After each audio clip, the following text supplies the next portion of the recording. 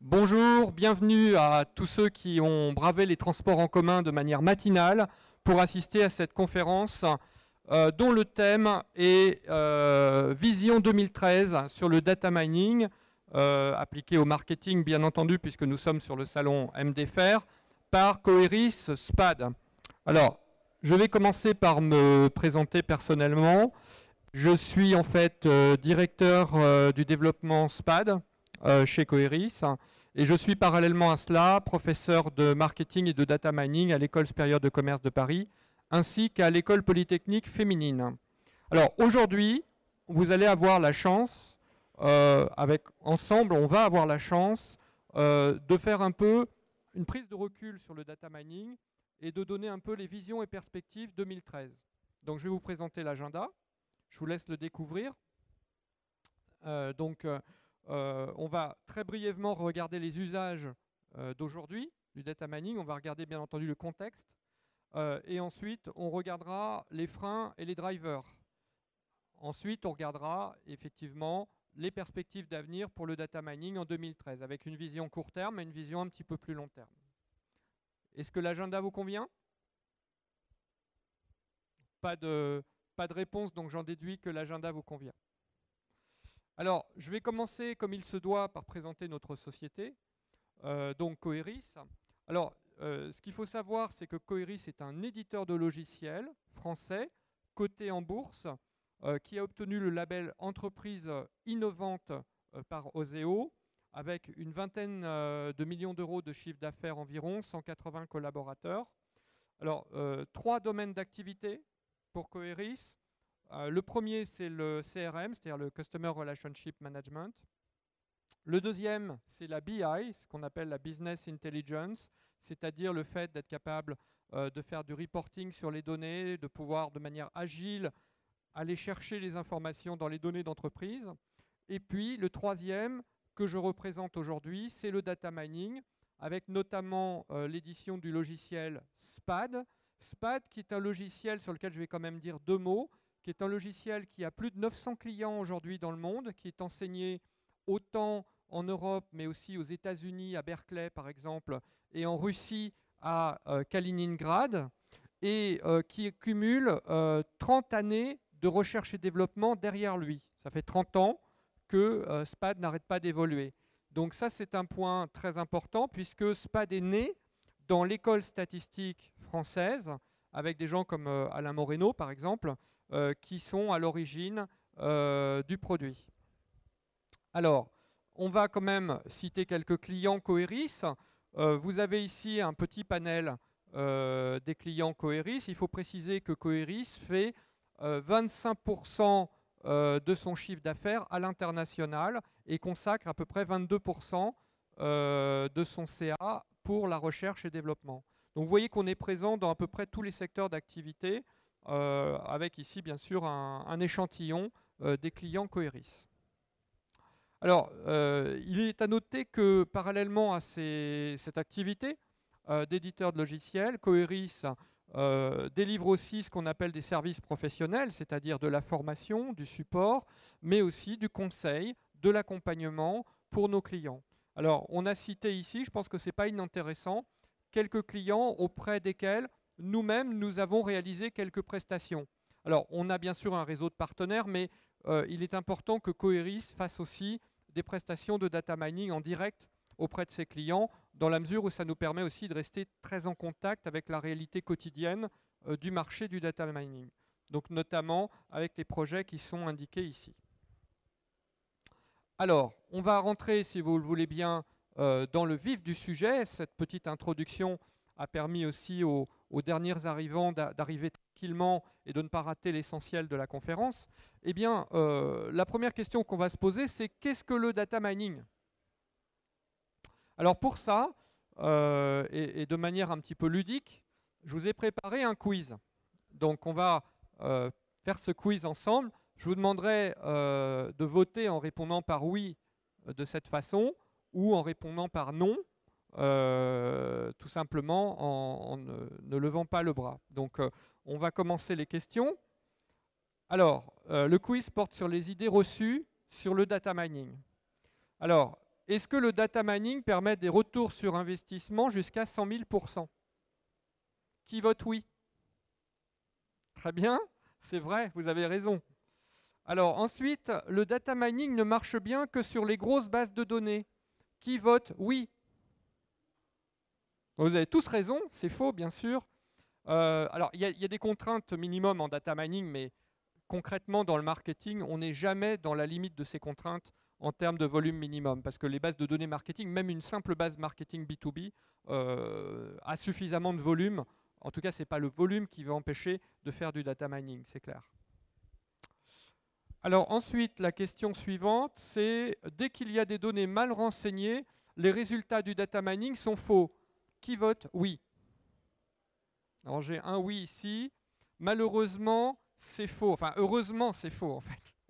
C'est-à-dire qu'en fait, on accepte en data mining une certaine quantité de données fausses ou de données manquantes. Ça ne gêne pas forcément les résultats du data mining. Sinon, on ne pourrait pas en faire du tout.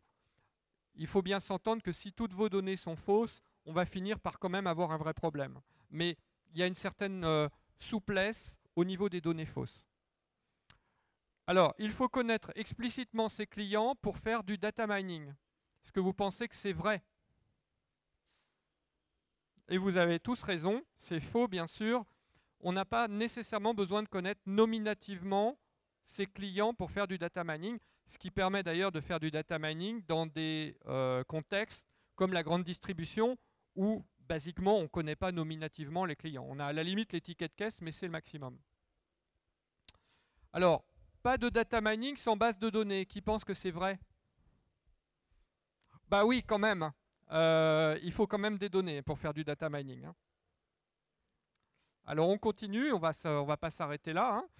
Le data mining ne traite que des données numériques. Alors est-ce que vous pensez que c'est vrai? Ah, vous avez tous raison. Effectivement, c'est faux. Alors c'est faux, mais il faut savoir que la plupart des logiciels de data mining anglo-saxons sont quand même spécialisés dans les données numériques, ce qui n'est d'ailleurs pas le cas de SPAD. SPAD peut aussi traiter des données quantitatives, qualitatives et nominales. On le reverra plus tard. Le data mining est dépassé par l'intelligence artificielle. Qui pense que c'est vrai? Ben non, c'est faux, vous avez tous raison, parce qu'effectivement, l'intelligence artificielle fait partie des méthodes que l'on utilise en data mining. Le data mining et le prédictif, c'est la même chose. Qui pense que c'est vrai? Ben vous avez encore tous... Ah, une personne. Non, c'est faux en fait. Le data mining, on le verra, est composé de deux grandes parties. Une partie qu'on va appeler le descriptif et une partie qui s'appelle le prédictif. Donc on y reviendra tout à l'heure. Alors le marketing, c'est plus une affaire d'intuition que de data mining. Qui pense que c'est vrai? Alors j'ai une personne. Alors évidemment, si vous avez été élève de Jacques Séguéla, forcément vous allez penser que c'est vrai. Mais moi je vous dis quand même que c'est faux, parce que le contexte il a changé et qu'il a évolué. C'était peut-être vrai il y a 10 ans. Ça n'est plus vrai aujourd'hui. Et enfin, le data mining, c'est que des probabilités et des maths. Qui pensent que c'est vrai? Et vous avez raison, c'est faux. En fait, le data mining, c'est beaucoup plus sympathique que les maths. Alors, on va embrayer maintenant vraiment dans le vif du sujet pour parler d'un sujet qui est assez important, c'est la santé d'esprit des marketeurs. Aujourd'hui, si vous êtes dans le marketing ou si vous communiquez avec des marketeurs, vous devez sentir que beaucoup de marketeurs sont un peu nerveux. Pourquoi sont-ils nerveux? Je dirais que leur sérénité dépend de leur capacité à anticiper les marchés. C'est-à-dire que encore il y a 10 ans, on pouvait permettre aux marketeurs de vivre dans le temps présent, on va dire, et de se contenter de dire que l'entreprise marche bien au jour J. Aujourd'hui, comme vous le savez, c'est plus suffisant, à savoir que sans capacité à prédire ce qui va se passer dans le futur, pour anticiper les évolutions de marché, le marketeur ne peut pas être serein. Et donc, on a cherché, en fait, et si on explique que en fait, les revenus sont la somme des gains et des pertes qu'une entreprise a eues dans le passé, en ce moment dans le présent ou va avoir dans le futur, eh ben, ce qu'on peut dire, c'est que la capacité à prédire les marchés futurs fait que le marketeur va être capable d'anticiper, donc de préparer ses offres en fonction de l'évolution du marché. Un des buts du data mining, bien évidemment, c'est de lui donner les outils pour permettre de faire ça. C'est assez fondamental. Aujourd'hui, une entreprise qui n'est pas capable d'anticiper ses marchés peut avoir d'énormes problèmes. Alors pour une entreprise, on va parler d'anticiper des revenus, on va parler de prospérité, on va parler de toutes les évolutions de ces marchés. Pour une banque, on va plutôt parler, ou une assurance, on va plutôt parler de gestion de risque, c'est-à-dire d'être capable de prévoir les risques présents, mais surtout aussi les risques futurs. Donc le data mining, c'est l'ensemble des outils qui vont permettre aux marketeurs justement d'accomplir cette tâche. Alors, on fait souvent un amalgame entre le data mining et la business intelligence. Ce n'est pas la même chose. Ce qu'il faut savoir, c'est que dans le graphique qui est ici, on part des informations. Donc en gris, vous avez la partie qui est couverte par la business intelligence, et en bleu, vous avez la partie qui est couverte par le data mining. Alors, ça se suit, c'est-à-dire que ici, on va essentiellement aller faire du reporting et on va faire de l'analyse des données, mais de manière, je dirais, exploratoire, d'accord ? Ici, en data mining, on va commencer à essayer d'expliquer pourquoi. Donc, si je voulais résumer en un mot, je dirais que la BI répond à la question qu'est-ce qui s'est passé, avec des reporting, des tableaux de bord, des choses comme ça, alors que le data mining va répondre à la question pourquoi ça s'est passé et qu'est-ce qui va se passer. C'est ça la différence entre la BI et le data mining. Alors, justement, ça nous emmène sur les enjeux du data mining. On va revenir, bien entendu, sur les définitions après. Et la première question qu'on peut se poser, c'est quels sont les secteurs d'activité qui font du data mining.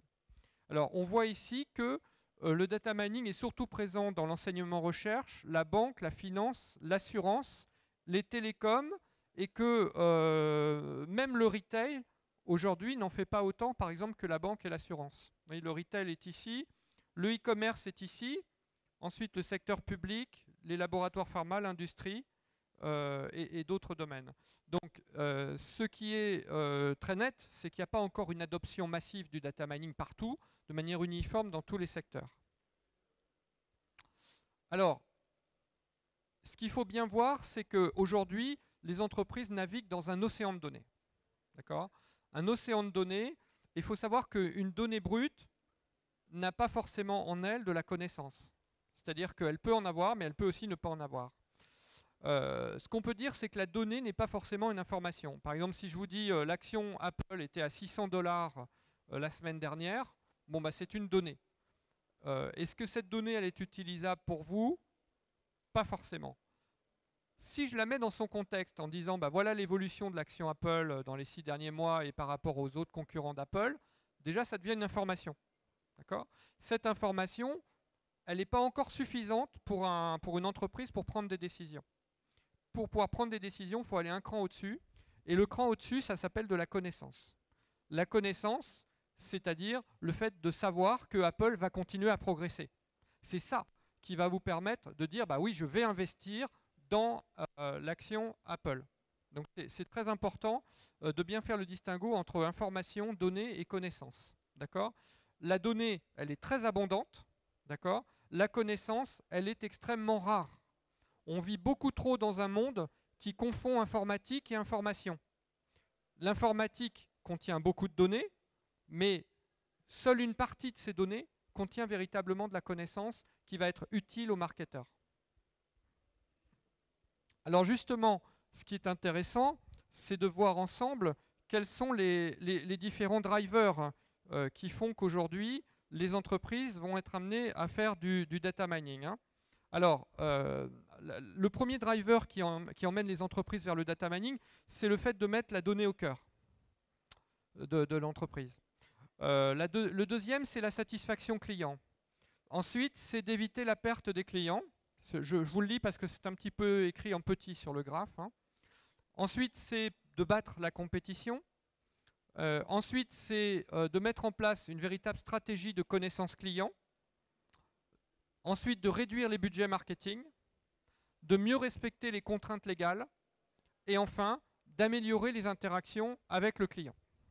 Donc ça, c'est une source qui provient donc d'une étude Forrester qui a été réalisée cette année au mois d'août. Alors, on va regarder ensemble un graphe qui est en fait justement une illustration des différents types de données dans les bases de données marketing. En fait, on va différencier 4 niveaux. On va différencier le niveau des données brutes. Donc typiquement, ce qu'on va trouver dans un CRM, ça va être des données brutes. Ensuite, des informations plus détaillées, mais plus complexes que les informations agrégées qu'on trouve au niveau au-dessus. Et enfin, le niveau le plus agrégé, qui est le niveau de la connaissance. Alors, comment ça marche? Regardons un petit peu la chose. On peut passer d'un niveau rouge à un niveau plus bas par la déduction. C'est-à-dire, par exemple, si je vous dis, prenons une connaissance. Par exemple, vous êtes éditeur d'un produit de cosmétiques et mettons que 99% de vos clients sont des femmes, par exemple. Ça, c'est une connaissance. Bon, bah, ça veut dire que si vous prenez un client au hasard, il a 99 chances sur 100 d'être une femme. Donc ça vous permet donc de déduire que tous les données brutes que vous allez avoir dans votre base de données sont à 99% des femmes. Donc, résultat des courses, par déduction, vous pouvez redescendre assez facilement au niveau bleu. Et évidemment, plus vous descendez au niveau bleu, plus vous avez des données complexes. Ce qu'on fait en data mining, c'est l'inverse. C'est-à-dire qu'on va partir de données brutes, c'est-à-dire en général les données qui sont dans la base de données, et on va expliquer, mais on ne va pas expliquer par déduction, parce que malheureusement, la déduction ne permet pas de remonter vers de la connaissance, mais au contraire par un autre processus de raisonnement qui s'appelle l'induction. Alors l'induction, ça marche en utilisant différentes méthodes de raisonnement qu'on utilise en data mining, notamment l'inférence, qui veut dire qu'on va prendre des données, on va faire une hypothèse sur le fait qu'on a trouvé une loi qui régit ces données, ou un modèle qui régit ces données, et ensuite on va vérifier ce modèle par déduction. Si la vérification montre qu'on a trouvé la bonne loi, alors ça veut dire c'est bien, on est content. Si on n'a pas trouvé la bonne loi, on recommence. C'est ça de l'induction. Donc vous voyez que c'est un processus pas du tout naturel, pas du tout courant dans la vie pratique, et que pourtant c'est ce qui permet de remonter vers la connaissance. Alors aujourd'hui, on va regarder un peu le contexte, parce que c'est très important de voir le contexte un peu macroéconomique. Vous avez tous entendu parler de Big Data. On ne va pas beaucoup en parler aujourd'hui parce que, à mon sens, c'est plus un phénomène marketing, enfin, c'est plus un buzz qu'autre chose. Mais ce qu'on peut dire quand même, et ça c'est une vérité, c'est que la quantité des données disponibles pour le marketeur est en forte hausse. Ensuite, la deuxième chose qu'il faut prendre en compte, c'est les multiples sources. C'est-à-dire que toutes les sociétés aujourd'hui ont de plus en plus de sources de données, sources qui sont bien sûr hétérogènes et qui ne se causent pas forcément entre elles. Ensuite, c'est la qualité des données variables. C'est-à-dire que d'une base à l'autre, on va avoir des qualités de données qui vont extrêmement différer. Il va y avoir des bases avec des données manquantes, etc. Mais surtout, quand je dis qualité des données variables, je ne me focalise pas tellement sur les données manquantes ou sur les données fausses, mais surtout, c'est est-ce qu'on connaît le processus de collecte? Hein, je prends un exemple, si vous faites une enquête de satisfaction, que vous avez collecté la moitié de votre enquête par téléphone et l'autre moitié par le web, et si jamais vous mélangez les données, vous dégradez considérablement la qualité de vos données. Parce que le processus de collecte fait partie intégrante du savoir qui doit être inclus dans les données. Donc ça, c'est un point, on va y revenir. Alors, les données sont relativement peu exploitées aujourd'hui, hein, ça c'est un contexte un peu général. On a donc cette confusion entre informatique et information. On a une pénurie de compétences, ça c'est clair sur le marché, puisque au niveau mondial, il manque à peu près 500 000 data miners. Donc la France ne fait pas exception. Et il manque encore plus de ce qu'on appelle les data scientists, c'est-à-dire des gens qui ont la double compétence métier et data mining. On a bien entendu une nécessité absolue pour les marketeurs de s'approprier ces techniques. C'est-à-dire que ça ne sert à rien d'avoir des data miners et d'avoir des gens qui sont compétents dans le domaine si les marketeurs ne peuvent pas s'approprier ce savoir-faire. Enfin, il y a une nécessité d'aller vers une meilleure expérience client. Ça, je pense que c'est une grosse lame de fond, très importante, et on va y revenir tout à l'heure. Enfin, je noterai quand même le retard de l'Europe dans ce domaine. C'est-à-dire que là, dans le domaine du data mining, les entreprises aux États-Unis sont quand même beaucoup plus en avance que nous. Particulièrement en France, on accuse un retard certain. Alors, une question qui se pose, c'est quand est-ce qu'on peut faire du data mining? Donc là, en fait, on va regarder deux axes. On va regarder la richesse des données d'un côté, ici, et on va regarder la qualité des données de l'autre. En fait, quand on veut faire du data mining, c'est les deux principaux indicateurs qu'on va regarder bien avant de se poser la question sur la quantité de données.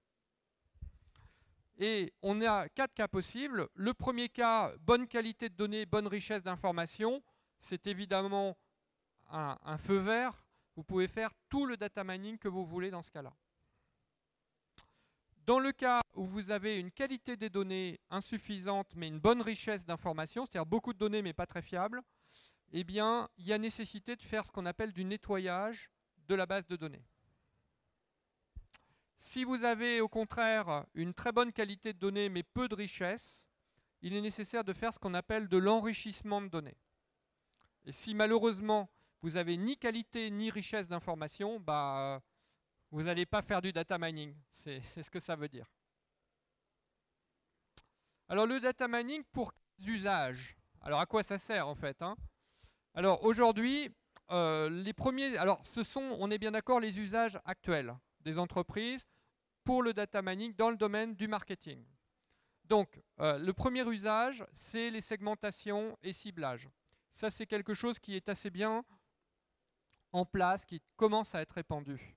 C'est aussi ce qu'on appelle le data mining descriptif.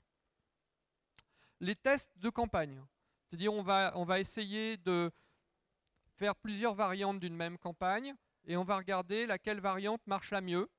Et ensuite, on va évidemment essayer de cibler cette campagne au mieux sur les gens qui répondent. L'anti-churn, c'est-à-dire on va regarder les clients qui sont le plus susceptibles de passer à la concurrence. L'augmentation de la valeur client, ça aussi c'est quelque chose qui est aujourd'hui une pratique qui commence à se généraliser. L'analyse de la voix du client, c'est-à-dire on va analyser les feedbacks que les clients nous donnent sur l'entreprise. Le cross-selling et le upselling, c'est-à-dire qu'on va partir d'un parc client existant et on va analyser ce qui fait que quand un client a acheté une certaine offre ou un certain type de produit, il achète aussi une autre offre ou un autre type de produit. D'accord ? L'upselling, c'est la même chose, mais avec la montée en gamme, c'est-à-dire on va essayer de lui vendre quelque chose de plus luxueux ou de plus complet que ce qu'il a aujourd'hui. L'analyse du cycle de vie, ça c'est très important, c'est quelque chose qu'on commence à voir aujourd'hui dans les différents usages du data mining. Les modèles de fidélisation, l'analyse du marketing mix, à savoir qu'est-ce que j'ai comme retour par canal marketing en fonction de ce que j'investis. Est-ce qu'il faut que j'investisse par exemple plus en email ou plus en mots-clés ou plus par exemple en web. L'analyse du panier ou du panier moyen si vous préférez. Et enfin, les next best action et les next best offer, et je vais y revenir tout à l'heure. Alors je vous l'avais promis, il y a deux types de data mining. On a le data mining descriptif, donc on prend la base de données de départ, on en fait une analyse et on en déduit des informations, ce que les anglo-saxons appellent les insights, et de la connaissance. Donc ça, c'est le data mining descriptif. Les exemples, c'est la segmentation, les typologies, les analyses dimensionnelles ou factorielles. Le data mining prédictif, lui, on part toujours de la base de données, mais on va fabriquer un modèle. Ce modèle va nous permettre de prédire une autre donnée dans la base. Par exemple, est-ce que les clients vont acheter? C'est une donnée. On peut la prédire grâce au data mining prédictif. D'accord? Donc l'exemple, c'est typiquement le ciblage de campagne et le scoring. Alors un exemple, pour fixer un peu les idées, parce qu'on a été un peu très général, la segmentation. Alors aujourd'hui, si vous êtes marketeur, si vous n'avez pas fait de segmentation, vous êtes dans le cas de figure d'un navigateur qui navigue sur l'océan sans carte. Donc c'est à peu près pareil. Donc ça veut dire qu'aujourd'hui, la segmentation, c'est l'outil de cartographie des bases de données marketing. Alors, la première chose qu'il faut comprendre, c'est que la vie d'un client suit des cycles. Et ces cycles, qui sont en train d'être affichés à l'écran, sont extrêmement importants parce que on va partir du suspect, qu'on va quand même chercher à fidéliser. Ensuite, il va devenir prospect, on va en savoir un peu plus sur lui. Il va acheter, il va devenir nouveau client. Ensuite, il va faire un deuxième achat, il va devenir un client répétitif. Puis, un client fidèle. Ensuite, il va devenir ambassadeur, d'accord, et il va parrainer d'autres clients. Donc, quand on va chercher à faire évoluer les clients ou les prospects en fonction du cycle de vie, évidemment, on essaye de leur faire suivre cette courbe, de les faire devenir tous, si possible, des ambassadeurs. Donc, c'est pour ça que c'est important de connaître le cycle de vie du client. Alors, pour faire ça, il faut aussi être capable d'établir ce qu'on appelle des profils types. C'est-à-dire, vous avez une base client aujourd'hui, et il faut savoir que ces clients, ils ont des comportements d'achat qui peuvent être similaires. Et ils peuvent avoir des comportements sur le web qui peuvent être similaires. Donc le but, c'est de les regrouper par comportements similaires et de déterminer au centre de ce comportement similaire, de ce qu'on appelle une classe dans une segmentation, le client type sur lequel on va cibler les campagnes. Alors, deux choses très importantes en data mining qui reviennent tout le temps en marketing, donc on les présente à chaque fois. Mesurer la valeur client, j'en avais déjà parlé tout à l'heure. Pour ça, en général, on regroupe les valeurs clients en 5 catégories qui sont inactifs, décrocheurs, occasionnels, en progression et adeptes, qui correspondent au cycle de vie d'achat du client. On va également suivre une autre dimension qui est très importante également, qui est la segmentation sur l'activité, à savoir est-ce que le client il interagit avec le site web, est-ce qu'il appelle la hotline, est-ce qu'il lit les emails qu'on lui envoie, est-ce qu'il clique sur les liens des emails, ce genre de choses. Et là aussi, on va découper en 5 classes, indifférents, décrocheurs, occasionnels, en progression, adeptes, non plus par rapport aux achats et donc à la valeur client, mais cette fois-ci par rapport aux interactions que le client a avec l'entreprise. Ce qui nous permet d'arriver à un tableau comme celui-ci, où sur l'axe des X ici, je représente le niveau de réactivité du client, et sur l'axe des Y, je représente, donc sur l'axe vertical, je représente la valeur client. Alors on va regarder quelques exemples. Typiquement, par exemple, un client qui a une bonne valeur client et qui est actif, on va faire des actions de fidélisation. Un client qui est très réactif mais qui a une faible valeur client, on va chercher à convertir. Un client qui a une grosse valeur client mais qui est totalement décrocheur au niveau de la réactivité, c'est un signal de danger, on va faire des actions anti-churn. Et puis bien évidemment, on a les cas extrêmes où soit il faut reconquérir le client, soit on a au contraire un client qui est un adepte. Alors tout ça, ça sert aussi dans les CRM à faire ce qu'on appelle le Next Best Action et le Next Best Offer.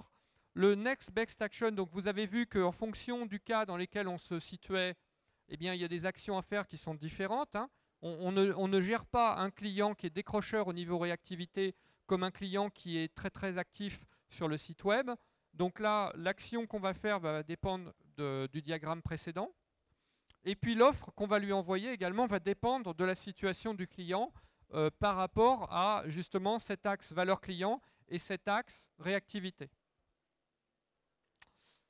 Alors, on va donner un exemple concret. Je vais essayer vite, mais juste pour vous fixer les idées. On prend une base de données B2C, d'accord, dans lequel on a comme info la carte de fidélité, l'ancienneté, l'origine du client, l'âge, la profession, les achats effectués, l'opt-in, emailing et les dates de visite en magasin. Et avec Coeris SPAD, on peut fabriquer ce genre de diagramme. Alors ça, c'est un diagramme où en fait, on a pu représenter l'intégralité de la base client sur 2 axes, ce qui est évidemment une gageure, hein. Mais ce qui est très intéressant, c'est que chaque client est représenté par un point. Et on a regroupé les clients par rapport à leur comportement sur ces 2 axes. Donc vous voyez que là, SPAD a identifié 3 catégories de clients pour cette enseigne-là.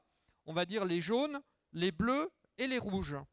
Et on peut représenter d'ailleurs les 2 axes que SPAD a choisis, qui sont ici la récence et la fréquence. Alors ça s'applique à cette base-là. C'est peut-être différent sur d'autres bases marketing, hein. Et au final, SPAD est capable de nous sortir un diagramme comme celui-ci, qui nous décrit comment se comportent les clients dans chaque classe. Ici, par exemple, vous avez, on va prendre ici, nombre de contacts élevé, montant d'achat élevé, nombre de produits élevé, bon client, ancienneté 6 à 12 ans, cadre, origine du client magasin, carte avec paiement, etc. Vous voyez qu'on a vraiment tous les descriptifs immédiatement donnés par le logiciel de data mining de comment se comportent les clients dans cette classe. C'est assez puissant. Quand je vous dis ça cartographie vraiment les clients, c'est vraiment le cas. Donc après, on peut mettre une étiquette sur chacune des classes. Ce qu'il faut savoir, c'est que le nombre de classes que vous obtenez n'est pas figé, hein. Là, on a demandé à SPAD de faire un nombre de classes faible. Pour simplifier l'approche, on peut avoir des découpages plus fins que ça. Alors, on est à peu près dans les temps. On va regarder maintenant les principaux freins qui font que les sociétés ne font pas de data mining. Parce que, bien entendu, jusqu'à présent, je vous ai montré les bénéfices du data mining. Vous avez vu qu'ils sont nombreux.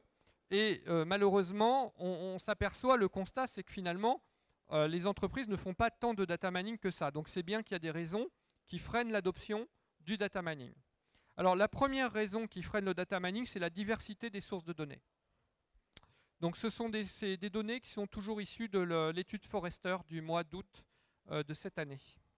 Ensuite, vient en deuxième position le manque de qualité dans les données. En troisième position, le manque d'engagement des managers.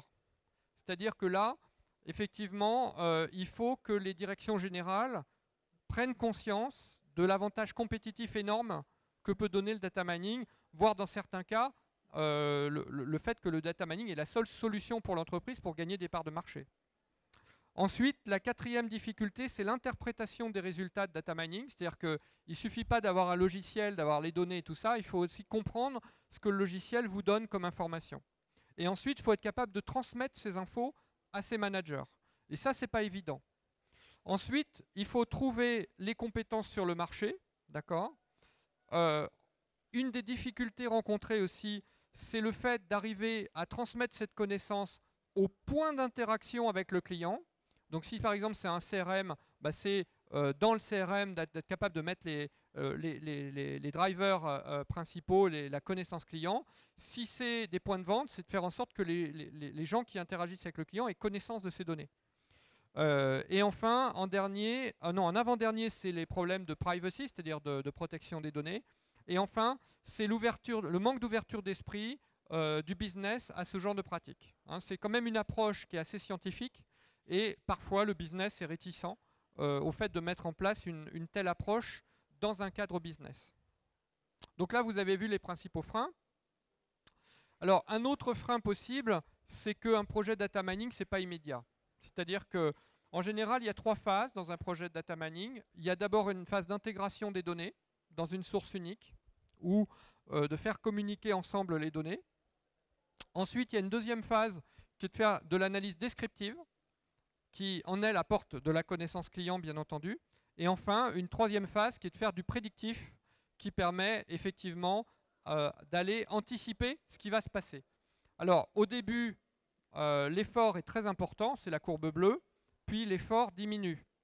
Par rapport à une société qui ne fait pas de data mining en rouge, vous voyez qu'ici, la société qui va faire du data mining va avoir un retour sur investissement qui commence en fait seulement à la phase 2. Donc il faut un peu patienter. Et j'ai même des gens qui disent ben, le data mining c'est une religion. C'est pas totalement faux parce que effectivement il faut y croire pour avoir vraiment envie d'investir dans du data mining. Par contre le gain il est fortement à l'arrivée très important.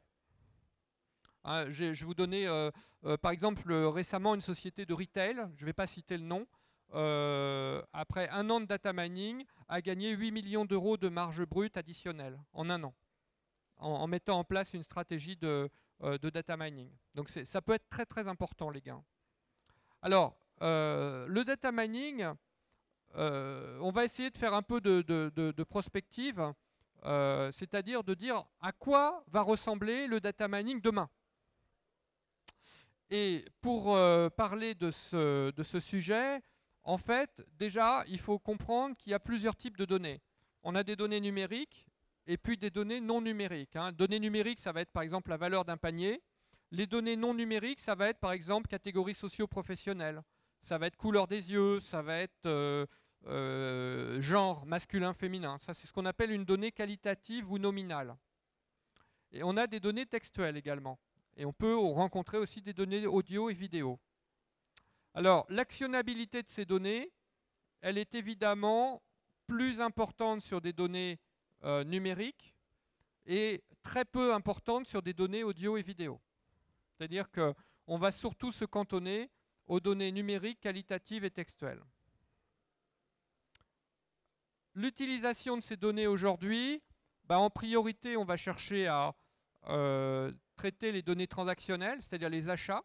Ça, c'est la priorité absolue. Ensuite, les données qui sont dans le CRM et dans l'ERP, avec priorité pour les données en CRM et ensuite les données d'ERP. Les données de campagne, par exemple le clic sur les emails, l'ouverture des emails. Les données de Web Analytics, c'est-à-dire bien analyser le comportement du client sur le web. Les données propriétaires, qui peuvent être des bases d'enregistrement ou des bases propriétaires. Les bases de données enrichies, par exemple, vous achetez une base de données chez Mediaprism ou chez Axiom, si vous faites du B2C, ou vous l'achetez chez Dun & Bradstreet ou Arteanx si vous faites du B2B, eh bien, vous avez dans ce cas-là une base de données qui peut être enrichie avec des données externes. Et puis enfin, les bases de type verbatim, qui sont les bases de données, les commentaires, la voix du client, ce genre de choses. Alors vous voyez que le volume de données augmente au fur et à mesure où on va vers le bas. Inversement, l'actionnabilité est maximum quand on est vers le haut. C'est-à-dire que c'est beaucoup plus dur de faire du data mining sur des données verbatim que sur des données transactionnelles. Alors, on parle aussi de différents types d'approches en data mining. On a vu qu'il y avait une approche statistique qui est là et une approche d'intelligence artificielle qui est là. Alors, je ne veux pas opposer les deux méthodes parce qu'elles sont complémentaires. Ce qu'il faut comprendre, c'est que dans l'approche d'intelligence artificielle, on a peu de contraintes, mais l'envers du décor, c'est qu'on a aussi peu de précision dans les résultats et surtout, on n'a pas de transparence. C'est-à-dire qu'on a un effet boîte noire qui se produit. Inversement, pour l'approche statistique, on ne peut faire une approche statistique que sur des données de qualité. Donc on ne peut pas, par exemple, faire de la statistique sur des données dont on ne connaît pas la provenance, typiquement. Et par contre, quand on arrive à faire une approche statistique, c'est des résultats qui peuvent être très précis. Moi, j'ai déjà vu des approches statistiques faire des prédictions de campagne avec une précision de 95%. Ça veut dire qu'à 95%, on est capable de dire combien de clients vont acheter. Attention, je n'ai pas dit quels sont les clients qui vont acheter. On dit combien de clients vont acheter ou quel montant de chiffre d'affaires va être commandé sur la campagne. Ce qui n'est pas la même chose. Et ça explique bien entendu très bien. C'est-à-dire que les marketeurs ont tendance aujourd'hui à préférer l'approche statistique parce que ça a une approche pédagogique et explicative très importante qui n'existe pas en intelligence artificielle. Mais néanmoins, dans certains cas, l'approche intelligence artificielle est incontournable. Alors, on va regarder un petit peu les usages de demain. Alors, quels sont les usages qui ne sont pas encore tellement généralisés et qui sont en développement. C'est-à-dire qu'en 2013, on va commencer à voir ce type d'usage. Alors, on va commencer à voir, bien sûr, beaucoup plus de centralisation de données, de mise de données dans un même référentiel commun. On a déjà évidemment des clients qui ont entamé cette démarche, mais elle est très longue et parfois elle peut aboutir au bout de plusieurs années. La gestion de la qualité des données, c'est quelque chose qui va devenir de plus en plus important aussi en 2013. Là, je me base sur une étude Forrester qui a été publiée cette année. L'analyse du cycle de vie du client va faire partie aussi des études prioritaires en 2013. Des modèles prédictifs de fidélisation, c'est-à-dire qu'on va essayer de comprendre qu'est-ce qui fait qu'un client reste ou ne reste pas fidèle à une marque. Les modèles d'acquisition, c'est-à-dire qu'on va chercher à trouver les drivers qui font que les clients achètent. Et enfin, on va faire une mise en place des KPI sur les actions de data mining. Donc c'est une nouvelle tendance aussi, c'est-à-dire qu'on va chercher de plus en plus à mesurer l'impact du data mining sur les résultats de la société. Alors, à plus long terme, qu'est-ce qui va se passer? Donc là, on est au-delà d'un an, d'accord? Eh bien, il va y avoir un développement de ce qu'on appelle la Customer Experience, c'est-à-dire l'expérience client va être peaufinée de manière à ce que le client ait la meilleure interaction et la meilleure expérience d'achat ou d'interaction possible avec la société. Il va y avoir beaucoup plus de projets qui mettent en œuvre les Next Best Action, Next Best Offer, notamment dans les CRM. Il va y avoir beaucoup plus d'analyse de marketing mixte, c'est-à-dire on va analyser les résultats marketing avec du data mining. Et enfin, il va y avoir l'analyse des contenus des réseaux sociaux. Aujourd'hui, peu d'entreprises font du data mining sur les réseaux sociaux, malgré tout ce que vous pouvez entendre sur le big data. Ce n'est pas du présent, c'est plutôt du futur. Et ce n'est pas du futur demain, c'est plutôt du futur après-demain. Surtout en Europe. J'en arrive, et dans les temps, à la conclusion. Alors, en fait, tout d'abord, je voudrais vous présenter un livre qui vient de sortir, qui, en fait, est édité par 2 professeurs de l'École supérieure de commerce de Paris, auxquels nous avons fortement contribué, et qui est notamment basé sur le logiciel Coeris PAD. Et ce logiciel s'appelle Méthode statistique appliquée au management. Donc, il est écrit par Sandrine Massé et Corinne Hahn. Et je vous invite, il est en vente à la FNAC, sur Amazon, à peu près partout, aux éditions Pearson. Il est accessible à des non-statisticiens et en plus, son prix est très attractif puisqu'il est à 34 € actuellement, ce qui est assez incroyable pour un ouvrage de plus de 300 pages spécialisé dans ce domaine. Et il est en français, bien sûr. Donc ça, c'est une première façon. Une deuxième façon pour en savoir plus, c'est de venir vous former.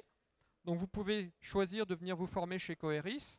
Nous avons 3 cursus. Donc vous avez les filières de formation data mining qui sont présentées ici. Un cursus rouge qui est le cursus théorique. Un cursus vert qui est le cursus pratique. Et un cursus bleu qui est le processus managérial, si vous voulez manager des projets de data mining. Donc je vous invite éventuellement à nous contacter si vous avez des questions à ce sujet. Et enfin, je ne sais pas si on a le temps de prendre quelques questions dans la salle. Je ne sais pas aussi si vous pouvez faire passer un micro pour les gens qui ont des questions. Alors, écoutez, allons-y. Je pense qu'on a peut-être le temps de prendre 1 ou 2 questions, puis je peux me déplacer avec le micro. Donc, je vous écoute. Oui, alors attendez, je vais venir vous voir.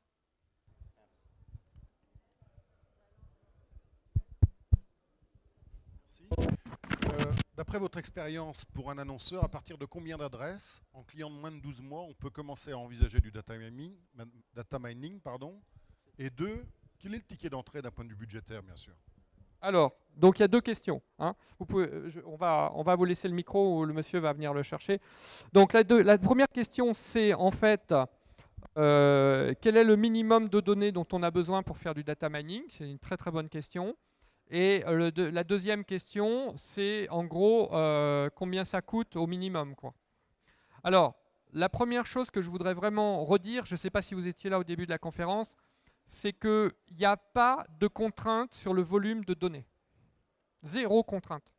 Alors, en cours de statistique, on va vous dire Si, il faut quand même 10 fois plus de, on va vous dire généralement, il faut 10 fois plus de lignes que de colonnes ou ce genre de choses. Mais attention, là on est dans un contexte marketing. J'ai jamais vu de base de données marketing qui avait trop peu de données pour pouvoir faire du data mining. Donc la réponse, c'est quel que soit votre volume de base, évidemment, il faut quand même avoir quelques milliers de clients. On est bien d'accord. Mais quel que soit votre volume de base, à partir, on va dire, de quelques centaines de lignes, on peut faire du data mining. Alors par contre, votre question 2 est plus difficile à répondre. Parce que, évidemment, le coût d'un processus de data mining dépend bien entendu du contexte, dépend, on l'a vu, de la qualité des données, elle dépend aussi de la profondeur d'information que vous avez et de vos objectifs. Donc ça va être difficile de répondre, je vais quand même essayer de le faire. Je dirais qu'aujourd'hui, si vous avez des données de bonne qualité, avec une profondeur d'information suffisante, et que, je dirais, vous avez des objectifs assez clairs, on peut commencer à externaliser un projet de data mining pour 10-15 000 euros. Donc ça, c'est les prix d'entrée. Bon, ensuite, ce qu'il faut savoir, c'est que vous n'êtes pas forcément... vous pouvez avoir envie de ne pas forcément externaliser. Vous pouvez avoir envie de dire, moi, je préfère embaucher un statisticien et acheter un outil logiciel, comme SPAD, par exemple, pour faire mon data mining moi-même. Donc là, ça coûte un petit peu plus cher parce qu'il faut embaucher une personne. Et on l'a vu, il y a pénurie de data miners sur le marché. Donc c'est des gens qui, évidemment, se font payer assez cher. Néanmoins, ça reste totalement très abordable pour une entreprise. Ce qu'il faut regarder, ce n'est pas tellement le coût, mais c'est surtout le retour sur investissement. Le retour sur investissement, il vient en général au bout de 6 mois à 1 an. Donc il y a quand même 6 mois d'investissement à faire. Et le retour peut être énorme. J'ai cité ce cas de cette société de retail qui, en 1 an, a accumulé 8 millions d'euros de marge brute additionnelle en ayant un projet de data mining qu'elle a externalisé qui lui a coûté à peu près 250 000 euros. Donc vous voyez que c'est très vite rentable. Par contre, ça nécessite un peu de foi au départ. J'en ai parfaitement conscience. Est-ce qu'on a le temps de prendre une autre question? Alors, j'ai répondu à votre question, monsieur? Je vous propose qu'on en discute après, alors. Est-ce qu'il y a une autre question? Oui? Allons-y. Mettons-nous dans la peau d'un annonceur qui maîtrise très très bien RFMT, récence, fréquence, montant, type d'achat. Qu'est-ce que le data mining va lui apporter en plus, j'allais dire de façon encore plus pertinente pour optimiser ses opérations? Déjà, c'est une bonne chose qu'il maîtrise l'aspect RFM. C'est déjà un bon départ. Ce que le data mining va apporter, c'est déjà beaucoup plus de connaissances clients. Par exemple, je reprends un cas de retail. On a travaillé avec un annonceur retail et on a découvert que cet annonceur, il y avait un segment dans sa base qu'il ne connaissait pas du tout. Il connaissait à peu près de tête les segments des principaux types de clients qu'il avait. Le data mining lui a apporté, par exemple, le fait qu'il découvre qu'il y avait un type de client qui s'intéressait à son produit et à son service et qu'il n'avait pas du tout identifié. Quand il s'est mis à l'identifier, il a créé en fait des campagnes exprès pour ce type de segment-là. Et dès la première campagne, il a engrangé 200 000 euros de commandes. Voilà, donc ça, c'est les gains typiques en connaissance client. Alors ça nécessite d'avoir l'esprit ouvert, bien sûr, ce qui n'est pas forcément évident. Tout le monde, on est parfois tellement persuadé qu'on connaît son business que ça peut en devenir un obstacle à faire du data mining. Mais en général, ça ne nuit pas de bien connaître son business. La chose est, c'est que le data mining fait faire des découvertes qui sont parfois insoupçonnées. Une fois que ça c'est fait, c'est ce qu'on appelle le data mining descriptif. Dans le data mining prédictif, moi je vais vous dire, aujourd'hui, la plupart des campagnes qui sont faites sans prédictif, on pourrait doubler leur rentabilité en faisant du prédictif dessus. Pourquoi? Parce que si vous avez une campagne que vous ne faites pas de prédictif, ça veut dire que vous envoyez à toute votre base la campagne, ou en tout cas à toute la cible. Forcément, sur les clients les moins appétants, vous perdez de l'argent. Soit vous perdez de l'argent parce que vous envoyez des courriers et ces courriers, ils ont un coût. Soit parce que vous faites de l'emailing et des campagnes, et que ça a un coût parce que si les clients qui reçoivent ces campagnes ne sont pas appétents à ces campagnes, ils vont se désinscrire de votre base mail ou ils vont aller voir ailleurs. Et une désinscription d'une base mail aujourd'hui pour un annonceur, c'est un coût moyen de 50 € pour une personne. Donc, il faut faire bien attention quand on envoie une campagne, qu'il y a des coûts cachés qui sont notamment dans le churn et dans les désinscriptions. Et je ne parle même pas des plaintes spam et des mises en liste noire pour pour ceux d'entre vous qui font de l'emailing. Ça répond un petit peu à vos questions? Il y a d'autres questions encore? Alors, je ne veux pas abuser de votre temps. Je vais conclure donc cette conférence. J'ai 2 ou 3 infos à vous donner qui sont d'importance. Donc la première, c'est que si vous voulez recevoir une copie de cette présentation, vous pouvez venir me voir à la fin de la conférence et me laisser votre carte de visite. Je vous l'enverrai personnellement. Deuxième information, je vous invite à aller faire un tour sur notre site www.smarterlinks.com. Si la régie voulait bien passer le transparent, ce serait super. Voilà, merci. Donc, www.smarterlinks.com, où vous avez plein de témoignages clients, de cas clients qu'on n'a bien évidemment pas pu traiter aujourd'hui, mais sur lesquels vous aurez beaucoup plus d'infos sur ce site-là. Vous pouvez aussi aller sur le site de Coeris, www.coeris.com, rubrique Data Mining, où vous allez avoir des informations sur nos produits et nos services. Voilà, on en arrive à la fin de cette conférence. Je tiens à vous remercier vivement pour votre attention très matinale. Vous souhaitez un très bon salon sur MDFR. Merci.